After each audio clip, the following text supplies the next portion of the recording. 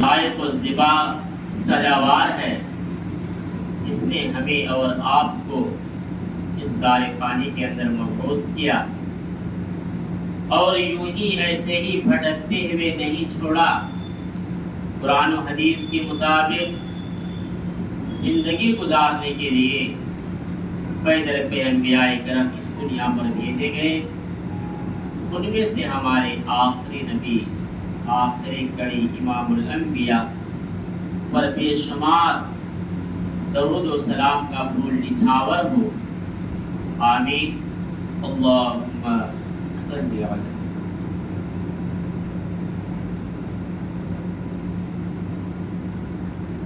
محترم سامعین کرام، نوجوانان نظام، پردہ نشی، خواتین اسلام، خطبہ مسنونہ کے بعد قرآن مجید کی آیت آپ کے سامنے پڑھی گئی ہے اور صحیح مسلم کی ایک حدیث آپ کے سامنے تلاوت کی گئی ہے۔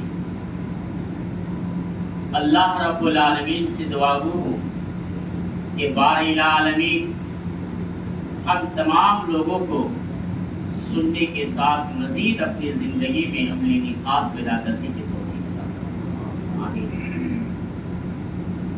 سامعین اعزام، آج کے اس خطبہ جمعہ میں جس موضوع کو لے کر آپ کے سامنے کھڑا ہوا ہوں وہ موضوع یہ ہے کہ عظمت صحابہ و اہل بیت سے محبت۔ اسلامی تاریخ کا مہینہ چل رہا ہے، تقریباً 23 تاریخ ہوگا آج۔ اختتام کے چند دن باقی ہے اسلامی تاریخ کا یہ مہینہ محرم۔ ہم اور آپ یہ اچھی طرح سے واقف ہیں کہ محرم کے مہینہ آتے ہی ہر طرف اہل بیت کا نام گونجنے لگتا ہے اور ایک خاص طبقہ اہل بیت سے محبت کا نام لے کر کبھی حضرت ابو بکر صدیق رضی اللہ عنہ پر انگلی اٹھاتا ہے تو کبھی حضرت عمر فاروق رضی اللہ عنہ پر تیر چلاتا ہے تو کبھی حضرت عثمان غنی رضی اللہ عنہ کی کلیاں نکالتا ہے۔ گویا کہ اس خاص طبقے کا یہ ماننا ہے کہ اہل بیت اور صحابہ ان میں بڑی دشمنی تھی۔ اسی خاص طبقے کا یہ کہنا ہے کہ اگر اہل بیت سے محبت کروں، اسے مانوں، تو صحابہ کو نہیں ماننا ہے، ان سے محبت نہیں کرنا ہے، اور اگر صحابہ کو ماننا ہے تو پھر اہل بیت کو نہیں ماننا ہے۔ اسی خاص طبقے کا کہنا ہے۔ اب یہاں سوال یہ پیدا ہوتا ہے کہ آخر صحیح کیا ہے؟ قرآن اور حدیث ہمیں کیا کہتا ہے؟ اہل سنت والجماعت کا کیا موقف ہے اور اہل حدیث کا کیا اسٹینڈ ہے اور سلف صالحین کا کیا موقف ہے؟ قرآن و حدیث کی روشنی میں انشاءاللہ آج کے اس مختصر سے وقت میں اہم نقاط کو میں نے اکٹھا کیا ہے، وہ آپ کے سامنے پیش کروں۔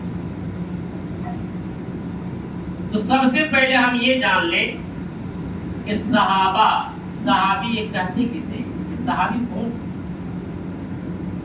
تو بھائی جس صحابی کا نام لیا جائے تو سب سے پہلے ہمیں اسے جاننا بہت ضروری ہے۔ حافظ ابن حجر رحمہ اللہ نے صحابی کی تعریف اس انداز سے کی ہے کہ صحابی اسے کہتے ہیں جنہوں نے ایمان ہی کی حالت میں نبی صلی اللہ علیہ وسلم سے ملاقات کی ہو، اسے صحابی۔ یہ حافظ ابن حجر رحمہ اللہ نے تعریف کی ہے، کیا کہا؟ ایمان ہی کی حالت میں ملاقات۔ پوائنٹ کو نوٹ کیجیے گا، یہاں انہوں نے یہ نہیں کہا کہ دیکھا ہو نبی کو، ٹھیک ہے، ملاقات۔ کیوں؟ اگر دیکھا ہوتا بھائی تو کچھ صحابی تو ایسے بھی رہے ہوں گے نابینا بھی، پھر تو وہ صحابی نہیں ہوتے نا۔ یا تو دیکھنے کی بات نہیں، ملاقات کی، چاہے وہ نابینا ہو یا غیر نابینا ہو، یہ تعریف صحابی۔ صحابہ کی جماعت وہ جماعت ہے سامعین کرام کہ اس روئے سرزمین پر صحابہ سے مقدس جماعت کوئی جماعت نہیں ہو سکتی۔ مسلمانوں میں نبیوں کی باتوں نے چھوڑ کر کے صحابہ کا جو مقام ہے، جو مرتبہ ہے، ان سے بہتر انسان کوئی نہیں سکتا۔ اور یہ بات ہم نہیں کر رہے، یہ میرے نبی کی زبانی قول بھی ہے اور میرے رب کی کتاب قرآن مجید کے اندر موجود بھی ہے۔ بڑے افسوس کی بات ہے، اسی صحابہ میں سے حضرت امیر معاویہ رضی اللہ عنہ کی ایسی شخصیت، اگر یہ کہا جائے کہ بڑے مظلوم شخصیت ہے بیچارے، تو یہ بھی غلط نہیں ہوگا۔ ان کو غیروں نے تو جو کہا، اپنوں نے بھی کتنا دیر چلا کے اسے نہیں چھوڑا ہے۔ جو آپ امیر معاویہ کی تاریخ پڑھیں گے، امیر معاویہ ہے تم پتہ، سیرت اٹھائیے پڑھو۔ تو آج کی اس خطبہ جمعہ میں یہ بتانا چاہوں گا، میں تو پورے صحابہ کی سیرت تو آپ کے سامنے نہیں بیان کر سکتا، اہم باتیں۔ بہت سے لوگ اعتراضات کرتے ہیں میرے معاویہ پر، ابھی اس پر بھی کچھ ہمیں روشنی ڈالیں۔ تو پہلے صحابہ کے مقام کو دیکھ لیتے ہیں، یہی تو شروع کرتے ہیں بات۔ پہلے تو مثال لے لیجیے، ابھی ہمارے بچے میٹرک پڑھنے والے کتنا محنت کے پاس کرتے ہیں۔ صحابہ کا مقام آپ اس انداز سے لگائیے کہ ان کا جو امتحان لیا ہے نا، دنیا والوں نے ان کا امتحان نہیں لیا، اللہ رب العالمین نے ان کا امتحان لیا۔ اور امتحان جو صحابہ کو لیا ہے، اللہ رب العالمین نے اس بات کا تذکرہ سورہ حجرات میں کیا۔ اولئک الذین امتحن اللہ قلوبہم للتقوی، میرے نبی کے صحابہ تو صحابہ ہیں جنہیں اللہ رب العالمین نے امتحان لیا ہے، اور یہ امتحان جو اللہ رب العالمین نے لیا ہے، تقوی کا امتحان لیا ہے، ایمان کا امتحان لیا ہے۔ اور کب اولئک الذین امتحن اللہ قلوبہم للتقوی، اچھا امتحان تو لیے اللہ رب العالمین، اب امتحان میں رزلٹ کیا ملا؟ کامیاب ہوئے صحابہ کے فیل ہوئے؟ اس بات کو بھی اللہ رب العالمین نے قرآن میں بیان کیا۔ والسابقون الاولون من المهاجرین والانصار والذین اتبعوهم بإحسان رضی اللہ عنہم ورضوا عنہ وأعد لهم جنات تجری تحتها الأنهار خالدین فیہا ابدا۔ اس سورۃ توبہ کی آیت ہے۔ دیکھیے عموماً جو بچے ہمارے امتحان دیتے ہیں اسکول کے، تو بڑی محنت کرنے کے بعد کتنا نمبر ملتا ہوگا؟ 40 50 60۔ ایک کتاب میں اگر 100 ہے تو 100 اٹھاتا ہے، مشکل ہے۔ کسی کی قسمت لگ گئی تو 100 میں 100 مل گیا۔ لیکن یہاں صحابہ کا مقام دیکھو، اللہ رب العالمین نے جو آیت میں نازل کی ہے وہ سورۃ توبہ کی 100 نمبر کی آیت ہے، اور صحابہ کو 100 کے 100 نمبر کی۔ چاہیے وہ صحابہ انصار و مہاجرین اور اولین، ان میں سے جو ہیں، یہ اللہ رب العالمین نے وضاحت کر دیا ہے کہ ہم جب انہیں تقوی پرہیزگاری کے امتحان لیے، جو میرے صحابہ ایمان لائے، پہلے بھی لائے یا بعد میں بھی لائے، سب کا یہ تذکرہ کر دیا ہے۔ اعتراضات کرنے والے ہمارے بھائی اعتراضات کرتے ہیں، کچھ لوگ جو ایک خاص طبقہ ہے وہ کہتا ہے کہ امیر معاویہ یہ تو بعد میں ایمان لائے ہیں۔ ارے اس مسئلے کو بھی اللہ رب العالمین اس آیت میں حل کر دیا۔ پہلے ایمان لائے یا بعد میں لائے، فتح مکے کے بعد ایمان لائے، لیکن وہ دونوں مسئلے کو اللہ نے حل کر دیا۔ صحابہ کا مقام دیکھ رہے ہیں، پہلے والے بعد والے سب سے اللہ کیا کہا؟ رضی اللہ عنہ، من سے راضی ہے، اور یہ بھی اللہ سے راضی ہو گئے۔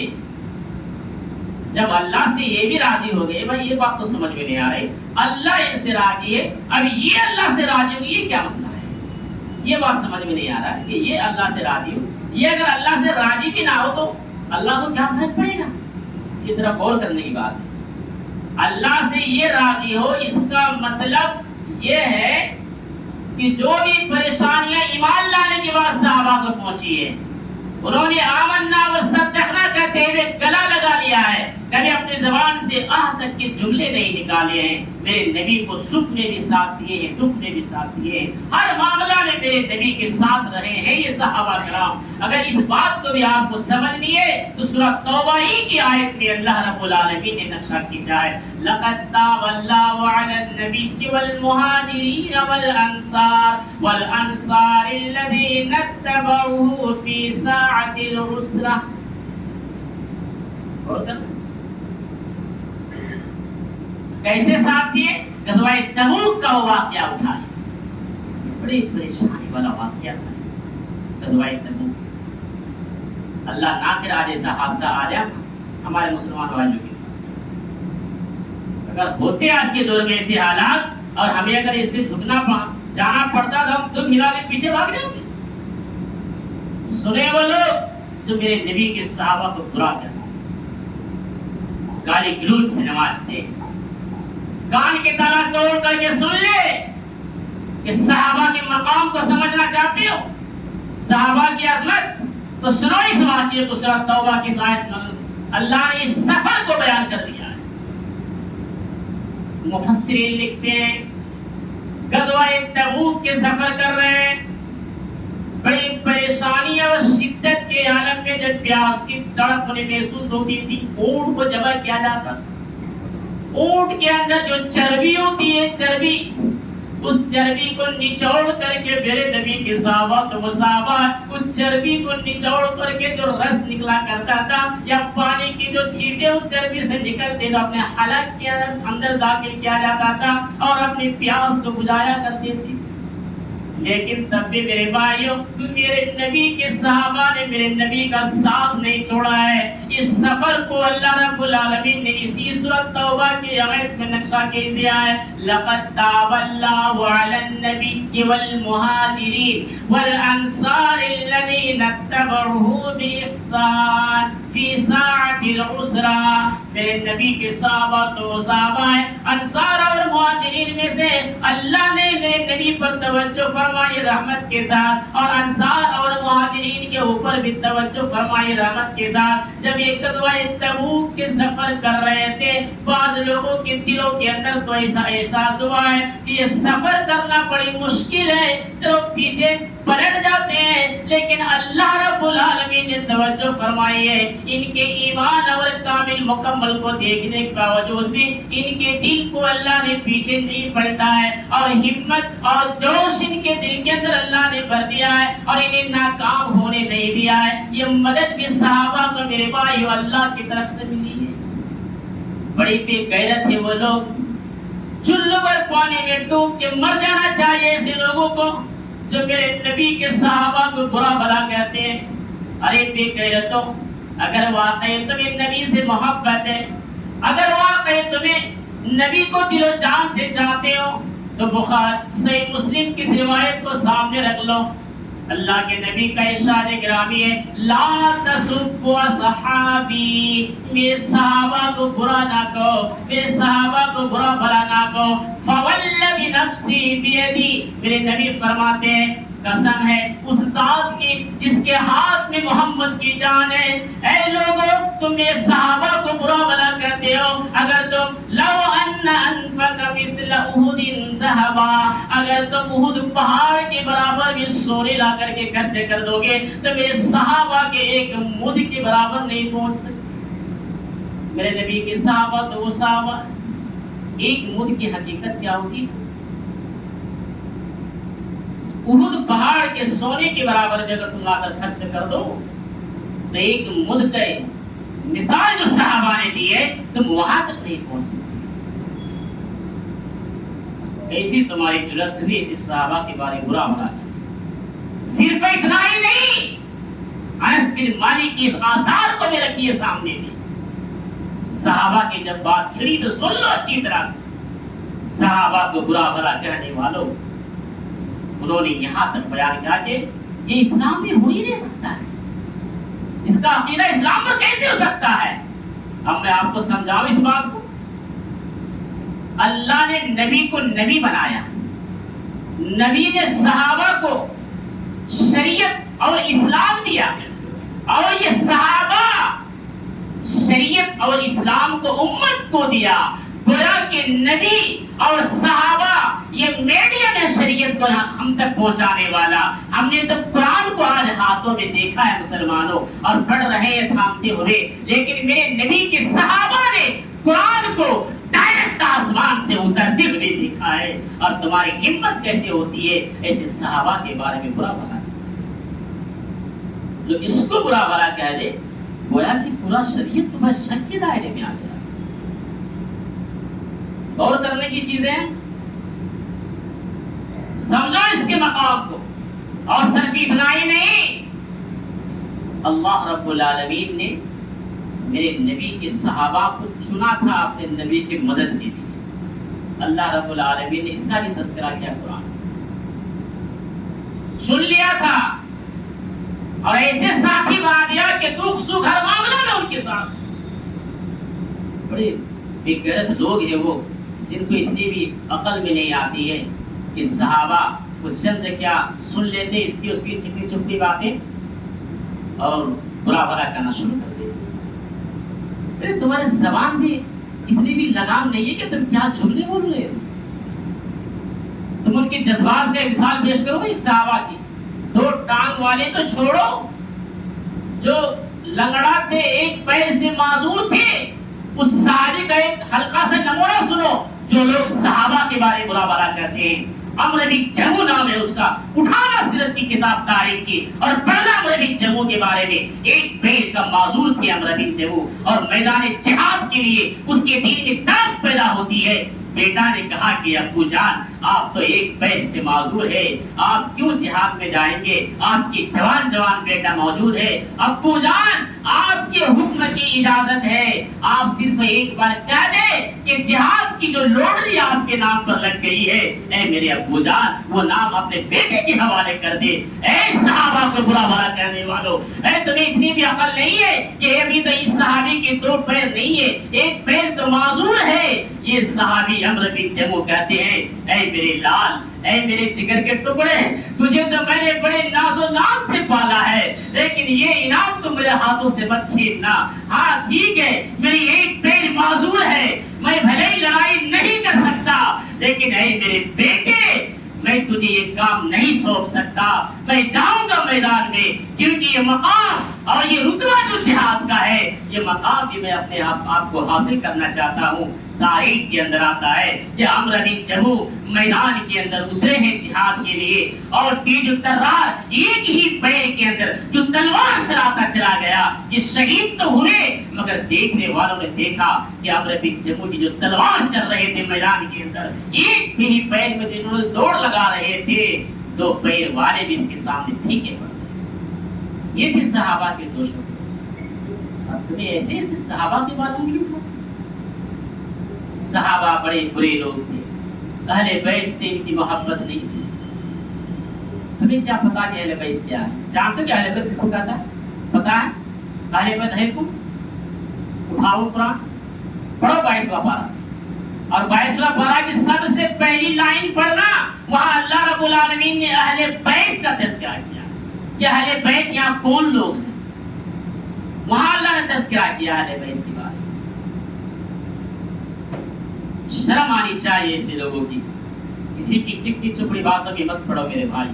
अल्लाह ने हमें दो आंख दी है देखने, अल्लाह ने दो कान दिए अच्छी तरह सुनने और समझने के लिए अकल दी है। रब ने अपने आप को हिदायत होने के लिए 30 पारे की कुरान हमारे हाथों में थमा दिया है, लेकिन हम तो वैसे ही है, सुम्मुन बुकमुन उम्युन की तरफ होंगे, अंधे बहरे, जिसने जो कर दिया, अपने आंखों से खोलने की जरूरत नहीं है, कानों में सुन लिए बस वही लगा दें कि सहाबा बुरे हैं, सहाबा बुरे हैं, ये हमारा ज़बान पे निकल रही है। अरे इस्लाम से खारिज हो जाओगे सहाबा को बुरा कहने वाले। और बाद आसार ने यहाँ तक कहा कि जो लोग राफिजिया कौम है, ऐसे लोगों के बारे में कहा कि जो सहाबा को बुरा बनाते, अक्सर आसार पढ़ो मुहद्दिसीन की, कहा कि ऐसे लोगों को कत्ल कर दो तो कोई गुनाह नहीं। इतनी बड़ी बात कही गई आसार के अंदर मेरे भाई, कौन नकल की, शर्म आनी चाहिए। शुद्ध भर पानी में डूब के मर जाओ तुम्हारे लिए बेहतर है। कभी दिन में तुम दुनिया छोड़ के चले जाओगे तो बड़े बड़े आदाब से तो बचोगे वहां जाने के बाद। तुम्हारी जबान की जुमले निकलने से पहले पर सोच लिया करो कि अल्फाज कहाँ जा रहे हैं। और बता दूं मुहद्दिसीन के आसार, जिसने सहाबा को बुरा कहा गोया कि उसने नबी को उंगली उठाई। अगर वाकई तुम नबी से मोहब्बत करते हो तो मेरे नबी का ये फरमान है कि मेरे नबी का ये कौल है कि मेरे सहाबा आसमान में चमकते हुए सितारे के मानंद है। तुम मेरे सहाबा को बुरा ना कहना। गोया कि जो सहाबा को बुरा कहा उसने नबी पर उंगली उठाई है, और जो नबी पर उंगली उठाई है गोया कि वो सहाबा को बुरा कर रहा है। ऐ नबी से मोहब्बत करने वालों, अपने आप को नबी के शहीदाई कहने वालों, अगर तुम उस नबी को दिलो जान से चाहते हो, उस नबी को अगर दिलो जान से मोहब्बत करते हो तो मेरे नबी के सहाबा को बुरा ना। सोचने से पहले, जुमले निकलने से पहले एहसास कर लो ये जुमले कहाँ जाके गिर रहे हैं। सिर्फ इतना ही नहीं, और आगे बढ़ते हैं। अहले बैत का जब तज़किरा आया तो उसी आयत में अल्लाह ने वज़ाहत कर दी, या निसा अन्नबी लस्तुन्ना कअहदिम मिनन निसाइ इन तक़ैतुन्ना फला तक़दअन बिल क़ौल फयतमअल्लज़ी फ़ी क़ल्बी मरदुन वक़ुलना वक़रना फ़ी बुयूतिकुन्ना वला तबर्रजना तबर्रुजल जाहिलिय्यतिल ऊला। ये है अहले बैत के ऊपर सबसे बड़ी दलील कि अहले बैत की जो 22वां पारा की सबसे पहली पेज खोलो, आपको ये आयत वहां मिल जाएगी, या निसा अन्नबी की लस्तुन्ना कअहदिम मिनन निसा। ऐ नबी की बीवियों, कुछ लोग कहते हैं क्या नबी के उन बीवियों में से 5 बीवियों को खारिज कर देते, ये अहले बैत में नहीं। अरे ये आयत पूरे नबी की बीवियों पर नाजिल हुई है। अहले बैत पर अल्लाह ने क्लियर कर दी इस मसले को। अब मैं आपको समझा इस बात को मिसाल से। किसी की दावत की कार्ड जो छपती आपके घर में आता होगा, तो आप ही के नाम पर है लिखा हुआ, उसमें विद फैमिली तो लिखता होगा जरूर, दावतनामा। ये नहीं कहेगा कि मर्द हाँ यार दावत का कार्ड आया तो अपने बीवियों तुम मर जाना, तुम्हारा इसमें दावत नहीं है, सिर्फ मेरे नाम से आया, मैं जाऊँ। क्या ये मानने के लायक है? एक आदमी का नाम लिखा गया, विद फैमिली लिख दी, पूरे घर वाले शामिल हो गए दावत। अब ऐसी तो आयत अल्लाह ने कहीं नाजिल नहीं की भाई कुरान में कि सिर्फ नबी की बाजी बीवियां है, बाकी बीवियां उसके अहल से खारिज। अकल भी काम नहीं करता उन लोगों को, ऐसी बातें करते हैं। और ये राफिजिया कौम है जो ऐसी बातें कर रही है, बड़े खतरनाक कौम है। ऐसे नहीं बात मुहद्दिसीन के आसार ने कहा था, इस लोगों को कोई हक नहीं कि ये जो जुमले निकाल रहे हैं उसके बारे में। तो अल्लाह रब्बुल आलमीन ने इसी आयत में उसको तज़किरा कर दिया कि ऐ नबी की बीवियों, अब बाज बीवियों की तरह नहीं हो। इन तक़ैतुन्ना फला तक़ज़अना बिल क़ौल, तुम तक़वा और परहेज़गारी इख्तियार करो। और क्योंकि अगर तुम घरों से जब भी तुम बाहर निकलोगे तो तुम हिजाब के साथ, पर्दे के साथ निकला करो। क्यों? इसलिए कि बाज के ऐसे भी सीने के कुछ बीमारियां होती है ताकि वो तुम्हें देख करके चढ़ ना बैठे। यह भी इस आयत का तर्जुमा। उसके बाद वाले आयत में अल्लाह ने और क्लियर की कि वह करना फी बुयूतिकुन्ना वला तबर्रजना तबर्रुजल जाहिलिय्यतिल ऊला, तुम ज़मानाए जाहिलियत की तरह बन शिकार करके बेपर्दगी के साथ मत निकला करो, तुम नबी के अहल में से हो, उनके बैत में से। गौर करो, अब ये आयत अहले बैत के ताल्लुक से हुई।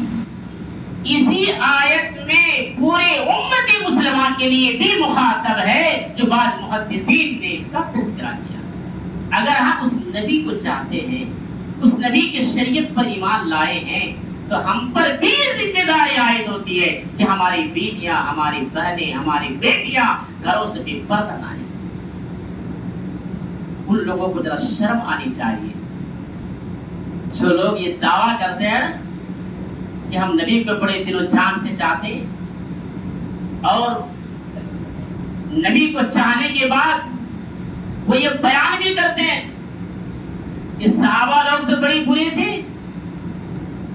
उनके घरों का जायजा लो तो उनकी बहन बेटियां बेपर्दगी के साथ बाहर घूमेगी, नंगी नजर आएगी, उनको वहां नबी की चाहत नजर नहीं आएगा। शर्म आनी चाहिए इस लोगों को बयान करने वाले। अगर वाकई तुम नबी से चाहते तो ये मिसाल तो नबी के हाल में से है, और ये पैगाम तो पूरे उम्मत मुसलमान के लिए है। इस आयत पर तुम्हारा अमल कितना है?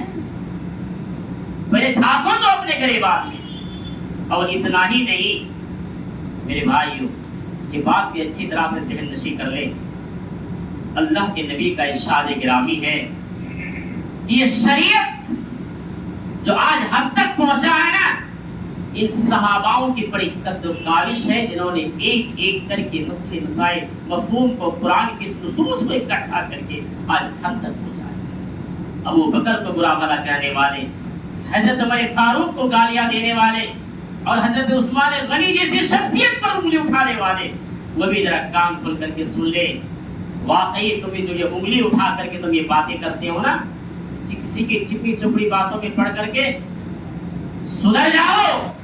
शैतान तुम पर हावी हो चुका है, तुम्हारा दिल मुर्दा हो चुका है, तुम्हें यहाँ तो नजर नहीं आएगा। कल कयामत के मैदान में जब तुम परवरदिगार के सामने खड़े होगे, वहां दलील और रुसवा हो जाओगे। इस नबी की शिफाअत भी तुम्हें सही से नसीब, क्योंकि पूरी शरीयत जो पहुंचा है हम तक, ये सहाबाओं की बड़ी मेहनत है। मेरे भाई, मेरे नबी की तारीफ पढ़ोगे ना, किसी को आज तक मेरे नबी ने बददुआ नहीं दी, मगर मेरे नबी की सहाबा तो वो सहाबा थे जब इस्लाम की शुरुआत थी अभी, और ये इस्लाम के चंद सिपाही अभी मेरे नबी ने बड़ी मेहनत के साथ तैयार किए थे। तारीख के अंदर आता है कि 70 सहाबा बड़े जय्यद और दीन के हुफ्फाज बनाए थे, दीन के मुहद्दिस बना दिए थे, दीन के मसले मसाइल को समझाने वाले बना दिए थे, और अलग अलग जगहों पर भेज दिया करते थे। मेरे नबी की तड़प देखो, तुम ऐसे सहाबा पर उंगली उठाते हो, यही वो सहाबा है। किसी ने चाल चली और कहा कि हमारे बस्ती में भी आपके इन असहाब की जरूरत है, वहां के लोगों को समझाने के लिए जरा भेज दीजिए। सीरत के अंदर आता है, तारीख के अंदर लिखा है कि मेरे नबी तो अंदरूनी मामला तो कुछ जानते ही नहीं थे कि इसके दिल में क्या चल रहा है। अगर बहुत से लोग एतराजात करते थे कि मेरे नबी को भी गैब का इल्म था। अब इस वाक़ये से गैब के इल्म की एक दलील भी मिलती है। अगर भाई अगर जानकारी होती तो फिर क्यों भेजते साहबा को, रोक लेते थे अपने पास। तो ये अलग मौजू है गैब का, लेकिन अल्लाह के नबी ने कहा ठीक है मैं भेज देता। चंद सहाबा भेज दिए। तारीख के अंदर आया कि 70 सहाबा भेज दिया गया। कुछ लोगों ने घेर लिया माहौल बना करके, और आया और सबको इश्तनाबूद करके कत्ल कर दिया। ये दर्दनाक तरीके से ये खबर मेरे नबी के कान तक पहुंची। बड़ी मेहनत और मुश्किल के साथ अभी चंद गिने हुए लोग थे जो दीन के अंदर जुड़े हुए थे, दीन के सिपे सालार तो तैयार किए थे, मगर मेरे नबी तो वो नबी है जो आज तक किसी को बद्दुआ भी नहीं दिया है।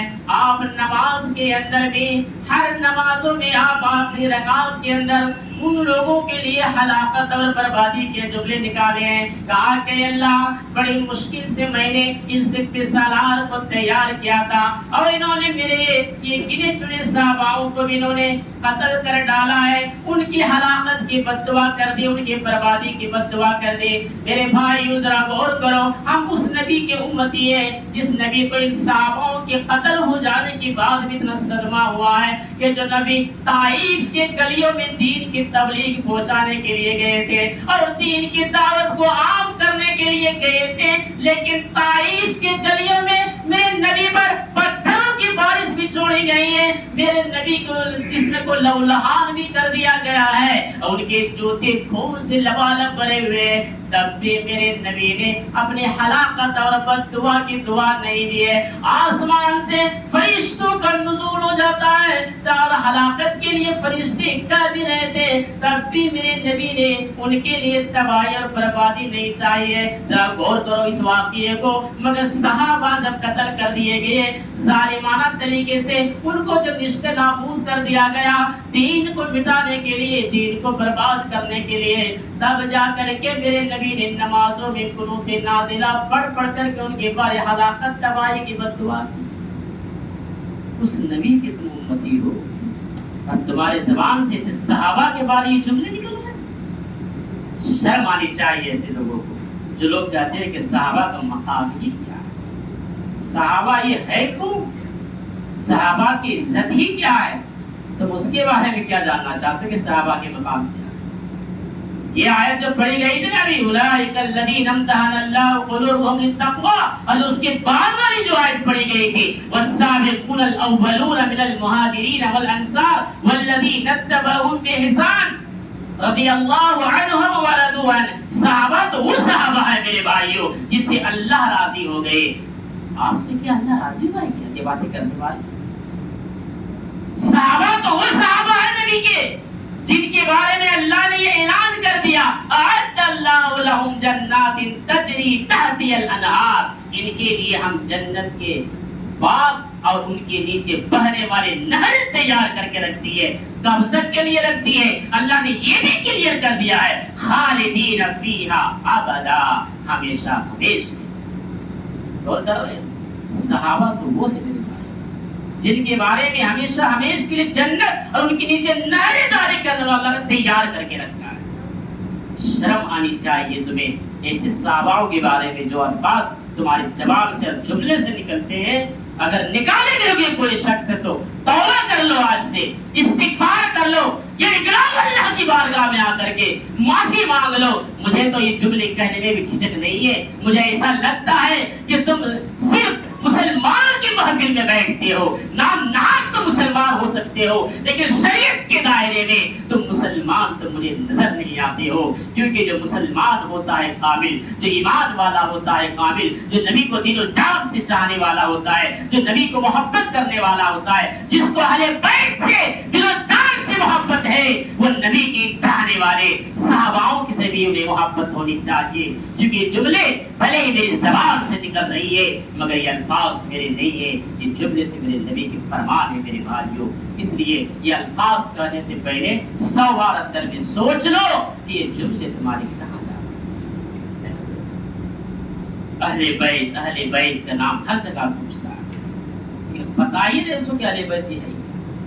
قرآن سے ایک دلیل یہ ہوئی اور مسلم شریف ایک حدیث بھی ہے، بعد میں اللہ کے نبی نے حضرت علی رضی اللہ عنہ، دیکھو داماد جو ہوتا ہے عموماً وہ اہل بیت گھریلو افراد میں شامل نہیں ہوتا، لیکن بعد میں یہ حدیث بھی صحیح مسلم شریف کی ہے، یہ خصوصاً اللہ کے نبی نے اپنے داماد حضرت علی کو بھی اپنے اہل بیت میں شامل کیا۔ فاطمہ، حسن اور حسین اور علی، ان چاروں کے اوپر بھی چھاور ڈالی گئی۔ یہ حدیث آج بھی صحیح مسلم کے صفحات پر یہ منظر دیکھے جا سکتے ہیں، یہ چاروں کو بھی آپ نے اپنے اہل بیت میں شامل کر دیا۔ یہ بھی ہمارے اہل میں سے ہو سکتا ہے کہ خصوصاً اس نبی کے لیے ہے، ہماری کیا مجال کیا ہم اس کے بالکل جملے اعتراضات کریں، کہنے والے کہہ دیتے ہیں، لیکن سوچنا چاہیے ایسے لوگوں کو کہ تمہاری جرأت کیسے ہوتی ہے کہ اس نبی کی سوچ، ان کی وچار پر تمہارے جملے نکل جائے۔ ایمان کی کمی ہے ایسے لوگوں کی۔ اگر یوں کہہ دو کہ یہ ایمان تو صرف نام نہاد دکھاوے کے لیے، ہمیں تو ایسا لگتا ہے کہ رافض یا قوم سے یہ جڑا ہوا تو نہیں ہے۔ جس قوم کے بارے میں آثار اور نقل کیا کہ قتل کر دو ایسے لوگوں کو کوئی گناہ نہیں ہے، جو صحابہ کے بارے میں انگلی اٹھا کر برا بھلا گالیاں دیتے ہیں، ایسے جملے کہنے والوں باز آ جاؤ، اپنے آپ کو اپنے اندر سدھار پیدا کر لو، استغفار اور توبہ کر لو اللہ کی بارگاہ میں، ورنہ کائنات کے رب کی قسم تم یہاں بھی ذلیل ہو جاؤ گے، تم وہاں بھی رسوا ہو جاؤ گے، تمہاری ایک بھی پکار اللہ کی بارگاہ تک نہیں پہنچے گی۔ کیوں؟ اس لیے کہ اللہ رب العالمین ایسے صحابہ سے راضی ہو گئے ہیں اور یہ بھی اللہ سے راضی ہو گئے ہیں، تو ہماری کیا مجال کہ صحابہ کے بارے میں ہم ایسی الٹی سیدھی باتیں کہنا شروع کر دیں۔ اور ایک آخری بات بتاؤں گا صحابہ کے بارے میں، جب باتیں چل رہی ہے صحابہ کی، خالد بن ولید، آپ نے تاریخ بھی پڑھا ہوگا، بڑے مشہور صحابی ہیں، سنا بھی ہوگا خالد بن ولید کے بارے میں۔ یہی آخری بات اگر تقریر انشاءاللہ ختم ہوگی۔ دیکھیے خالد بن ولید کا، ہمارے اس صحابہ کے مقام اور عزت کو دیکھیے اور اس صحابہ کی جرأت پر تعریف بھی کیجیے۔ جو لوگ عمر فاروق رضی اللہ عنہ پر کیچڑ اچھالتے ہیں وہ سنیں، اگر تمہارے کانوں میں پردہ پڑا نا اس پردے کو پھاڑ دو اپنے انگلی ڈال کر کے اور سن لو اس بات کو اچھی طرح سے۔ عمر فاروق جب خلیفہ تھے، لوگوں میں یہ کھلبل مچی ہے کہ خالد بن ولید جس کو سپہ سالار کہا گیا ہے، جنہوں نے 9 تلواریں توڑی تھی میرے بھائی، بڑے بہادر سپاہی تھے یہ خالد بن ولید۔ اب لوگوں میں یہ میسج پھیل گئی کہ خالد بن ولید ہمارے ساتھ ہے تو ہم جہاد جیت جائیں گے، ہاریں گے نہیں۔ اب کیا پھیلے کہ ہم جہاد اب نہیں ہاریں گے، فتح کر کے چلے آئیں گے، یہ میسج لوگوں میں پھیلی۔ کس بنا پر؟ کہ خالد بن ولید تو ہمارے ساتھ ہے، ہرنے کا نام و نشان ہی نہیں رہے۔ جیسے ہی یہ خبر امیر المومنین عمر فاروق رضی اللہ عنہ کے کان میں خبر پہنچتی ہے کہ لوگوں میں یہ ہلچل مچی ہوئی ہے، یہ بات عام ہو چکی ہے کہ خالد بن ولید جب ہمارے ساتھ جہاد میں جائیں گے تو ہم میدان کے اندر کامیابی حاصل کر کے ہی آئیں گے، ہارنے کا نام و نشان نہیں ہے۔ فوراً عمر فاروق رضی اللہ عنہ نے اعلان لگایا اور کہا کہ خالد بن ولید سنو، تمہیں اس جہاد کا کمانڈر نہیں بنایا جائے گا، خالد بن ولید کو جہاد کی کمانڈر سے نکال دیا گیا ہے۔ میرے بھائی سن لو، نکال دینے کے بعد بھی وہی خالد بن ولید کبھی بھی عمر فاروق رضی اللہ عنہ کی عزت کرنے میں کمی نہیں کی ہے، کبھی بھی ان کے ساتھ ذلت اور رسوائی کے ساتھ کھڑا نہیں ہوا ہے، کبھی بھی ان کی تعظیم میں کوئی کمی آنے نہیں دی ہے۔ جس طریقے سے پہلے میں عزت کیا کرتا تھا، پہلے اور زیادہ وہ کرنے لگا ان کے ساتھ۔ آج ہم اور آپ ہوتے صحاباؤں کی برا کرنے والوں، دیکھ لیے سوچ عمر فاروق کی، کس لیے سمجھ میں آ رہی ہے بات کیوں نکالا گیا تھا؟ اس لیے کہ یہ تو عقیدے کی کمزوری ہے، یہ تو ایمان کی کمی ہے کہ خالد بن ولید ہمارے ساتھ ہے تو ہم جہاد جیت جائیں گے، ہاریں گے نہیں نہیں نہیں، یہ کمی ہے عقیدے کی، ایمان کی کمزوری ہے لوگوں کی۔ اے خالد تم نکل جاؤ کمانڈر سے، ہمیں توکل اللہ پر ہے، ہمیں اعتماد اللہ پر ہے، ہمیں بھروسہ اس اللہ پر ہے، ہم مدعی کے میدان میں چاہے ہاریں گے یا جیتیں گے، ہم اللہ پر اعتماد کر کے، اللہ پر بھروسہ کر کے، اللہ پر یقین رکھتے ہوئے جہاد کریں گے۔ خالد ہمارے ساتھ رہے یا نہ رہے اس سے کوئی فرق نہیں پڑتا ہے، ہم اپنے بھائیوں کی عقیدے میں کمی آنے نہیں دیں گے۔ یہ سوچ عمر فاروق رضی اللہ عنہ کی تھی۔ ہے آج ایسی تاریخی سپہ سالار، ہے آج ایسی ہندوستانی حکومت میں سپہ سالار جس طرح کی سوچ رکھتا ہو۔ اب جو لوگ ایسے صحابی پر کیچڑ اچھالتا ہے میرے فاروق کی، وہ عقل کرے، ذرا سوچے یہ کیسی شخصیت ہے میرے فاروق سے، شرم آنی چاہیے۔ اللہ رب العالمین سے دعا کرو لوگوں، اس زبان سے جو جملے نکلتے ہیں نا یہ ریکارڈ کیا جاتا ہے اللہ کی بارگاہ میں۔ سورہ کاف کا نقشہ کھینچا ہے، ما یلفظ من قول الا لدیہ رقیب عتید، جب یہ الفاظ کہتے ہو، بولی کہتے ہو، وہ سب ریکارڈ کیا جاتا ہے، سوچ سمجھ کر کے بولا کرنا، ورنہ پھنس جاؤ گے، یہی جملے تمہارے جہنم میں جانے کا ذریعہ بنے گا۔ اللہ رب العالمین سے دعا ہے کہ اللہ تعالی ہم سبوں کو عصمت صحابہ اور اہل بیت سے دل و جان سے محبت کرنے کی توفیق عطا فرما. جو بھی کمیاں ہمارے اندر تھی اسے دور فرما دے. قرآن و حدیث یہ ہماری زندگی کی اساس ہے, انہیں مضبوطی کے ساتھ پکڑے رہنے اور اپنی زندگی میں عمل کرنے کی توفیق عطا فرما. آمین. بارک اللہ لنا ولکم فی القرآن العظیم ونفعنا وإياكم بالآیات والذکر